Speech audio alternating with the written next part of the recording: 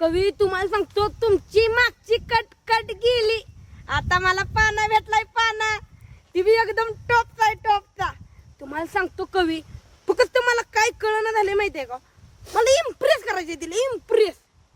आणि त्यासाठी मला एक कविता पाहिजे ती बी प्रेमाची. आणि मला नेमकं कळना झाले कवितावाल्या भिंगरीकडे कविता लिहायला देऊ का कवीकडे देऊ. आता मला काय कळना झाले दोघं बी एकदम बसा कविता लिहायला.